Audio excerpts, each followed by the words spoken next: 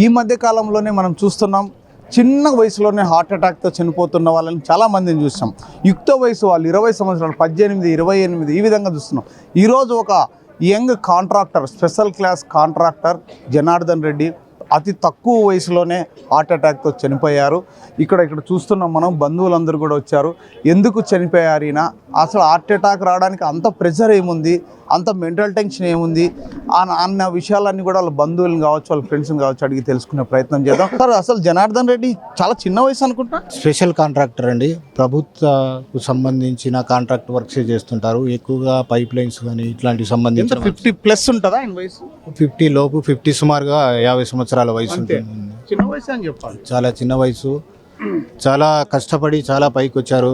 సొంత నిధులతో తనకు తోచిన చోట తీసుకుని వచ్చి, తర్వాత తన యొక్క ఆస్తులు తాకట్టు పెట్టి ఓడి తీసుకుని దాని ద్వారా ఒక్కొక్క స్టెప్ వేసుకుంటూ డెవలప్ అవుతూ వచ్చారు. దాదాపుగా 4-5 సంవత్సరాల నుంచి గత ప్రభుత్వం నుంచి కూడా చాలా బిల్స్ పెండింగ్ ఉండడం వల్ల ఆ ఒత్తిడిని భరించలేక ఈరోజు ఈ అఘాత్యానికి పాల్పడ్డారు. ఇప్పుడు నేను ఏమన్నా సమాచారం అంటే బ్యాంకు వాళ్ళు కూడా ఎక్కువ ప్రెషర్ చేశారు, వచ్చారు ఇంటి దగ్గర కూర్చున్నారు, వాళ్ళు కూడా వినట్లేదు, ఆ బ్యాంకులో ఏదో సంథింగ్ ఈజ్ ప్రాబ్లం అని విన్నాను. అదేంటది? దీనితో పాటుగా బ్యాంక్ అనేది సమ్మెటిపోయిన పోటులాగా తగిలిందండి. ఆయనకు ఆల్రెడీ ఆర్థిక సమస్యలు మితిమీరిపోయాయి. ఒక లెవెల్కి దాటిపోయిన తర్వాత ఈయన తన చిన్న చిన్న బిల్లులు అవన్నీ అడ్జస్ట్ చేసుకుంటూ వచ్చినప్పుడు దాన్ని నేను వరుస క్రమంలో చెప్పగలను. ఇప్పుడు 4 సంవత్సరాల నుంచి నాకు గుర్తున్నందుకు దగ్గరలో పెనుగొండ దగ్గర కూడా పెనుగొండ దగ్గర ఏపీసీఐసి వర్క్ జరిగింది. ఏపీఐసి వర్క్, ఆ వర్క్కు సంబంధించిన 80 lakhs బిల్లు కూడా పెట్టేశారు. అది సబ్మిట్ చేశారు, దాని ప్రాజెక్టును కూడా అప్పగించేశారు. బట్ క్యూసీ అనేది ఇవ్వకోకుండా లేదా క్యూసీ రాలేదని ఇంజనీర్లు చాలా ఇబ్బంది పెట్టారు. క్వాలిటీ కంట్రోల్ సర్టిఫికేట్ ఉండొచ్చు. ఆయన నాతో షేర్ చేసుకున్న విషయాలు చెప్తున్నాను మీకు. సో చాలా ఇబ్బంది పెట్టారు, అమౌంట్ కూడా రాలేదు. తర్వాత డౌన్ ట్యాంక్ వరకు టోకెన్ కూడా రిలీజ్ అయింది. టోకెన్ రిలీజ్ అయిన 3-4 రోజుల్లోనే వస్తుందనే విధంగా అది కూడా 1,10,00,000 అమౌంట్ వరకు. మొత్తం దాదాపు 4-5 కోట్లు లేదా 10 కోట్లు ఉండొచ్చా పెండింగ్ బిల్లు అని? 6 కోట్ల పైనే ఉందండి, 6 కోట్ల పైనే ఉంది. అదేవిధంగా ఇంకొకటి గుమ్మటాపురం, నందికొట్కూరు దగ్గర గుమ్మటాపురం పైప్ లైన్ వర్క్, అది ఆర్డబ్ల్యూఎస్ వర్క్ అండి. దాంట్లో పైప్ లైన్ కూడా రన్ అవుతుంది. దానికి దాదాపుగా 2 కోట్లు బిల్లు కూడా సబ్మిట్ చేశారు. అది కూడా 4 సంవత్సరాల నుంచి ప్రాసెస్ కాలేదు. దానికన్నా ముందు కూడా ఇంకొక బిల్లు కూడా పెండింగ్ ఉంది. తర్వాత ఈ మధ్య రాజంపేట దగ్గర, ఊటుకూరు దగ్గర ఆర్డబ్ల్యూఎస్ వర్క్, అది కూడా పైప్ లైన్ వర్క్, అది కూడా 1.5 కోటి దాకా బిల్లు సబ్మిట్ చేశారు.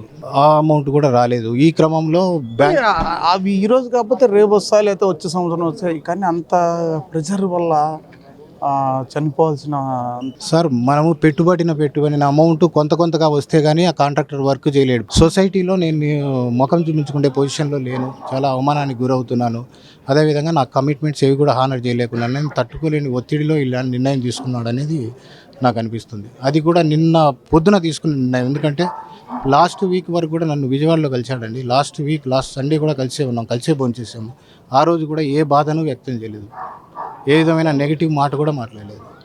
ఏ విధంగా కూడా ముభావంగా ఒక వారం నుంచి కూడా కొంచెం ఈ బిల్స్ రాలేదని, టోకెన్ వచ్చినా కూడా బిల్స్ రాలేదని, ఈ విధంగా బాగా ఒత్తిడికి గురయ్యేవాడు అని విన్నా. ఆ ఒత్తిడి వల్లనే ఇట్లా హార్ట్ అటాక్ అట్లా వచ్చిండే అవకాశం ఉందంటారు. వారం నుంచి కాదండి, గత కొన్ని రోజుల నుంచి ఒత్తిడికి గురవుతున్నాడు. ఒత్తిడికి గురైన క్రమంలో ఈ స్టేజ్ దాటితే, అంటే వీళ్ళు రెన్యువల్ చేస్తే నేను బయటపడగలను అనే విధంగా అతని అభిప్రాయం ఉండింది. కానీ అది కాదు అనుకున్న తర్వాత ఇది ఇంకా నాకు ఎటువంటి మార్గము లేదు, నేను ఈ సమస్య నుంచి బయటపడడానికి ఎటువంటి మార్గము కనిపించట్లేదు అనేది ఆయన డిసైడ్ అయినట్టుగా అనిపిస్తుంది. మీరు చెప్పండి, మీకేమవుతారని జనార్దన్ రెడ్డి? నేను అక్కడ ఎంప్లాయీగా వర్క్ చేసేవాడిని.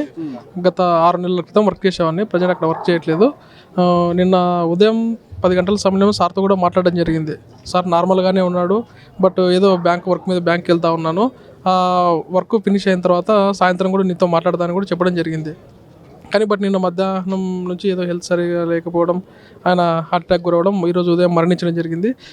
ఇది చూసుకున్నట్లయితే గత ప్రభుత్వంలో కానీ మరి ఇప్పుడు ప్రభుత్వంలో కానీ దాదాపు కొన్ని కోట్ల వర్కులు చేయడం జరిగింది.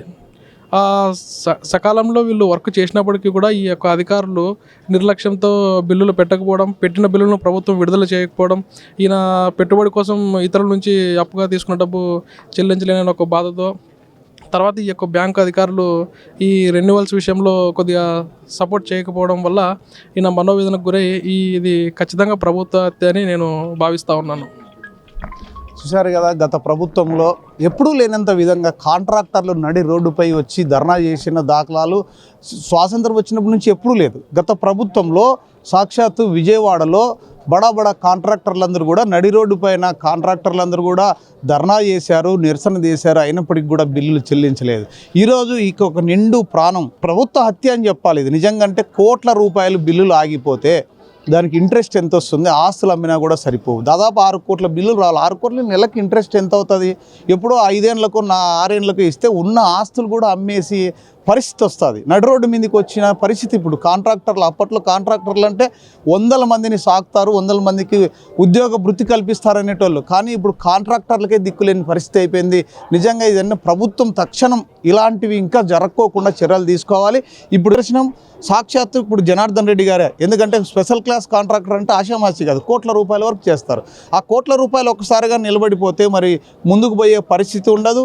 మరి బ్యాంకులు కూడా ఆ ఓడీలు అవన్నీ ఆపేశారంట. ఇవన్నీ ఉన్నాయి. మరి ఇవన్నీ కూడా తక్షణం ఈయన కుటుంబానికి ప్రభుత్వం ఖచ్చితంగా అండ ఉండాలి. ఆయనకి రావాల్సిన బిల్లులు ఏవైతే ఉన్నాయో అవన్నీ కూడా తక్షణం చెల్లించే విధంగా దీనిపైన పవన్ కళ్యాణ్ కూడా అలాగే నారా చంద్రబాబు నాయుడు గారు కూడా దృష్టి పెట్టి ఇలాంటి కాంట్రాక్టర్లు ఇంకా చాలామంది ఉన్నారు, వాళ్ళందరూ కూడా చనిపోకుండా చూసే పరిస్థితి రావాలి. ప్రభుత్వం దృష్టి పెట్టాలని కోరుకుంటున్నాం. కెమెరామెన్ స్వామితో BH రెడ్డి, కాంట్రాక్టర్ జనార్దన్ రెడ్డి గారి నివాసం నుంచి అనంతపురం.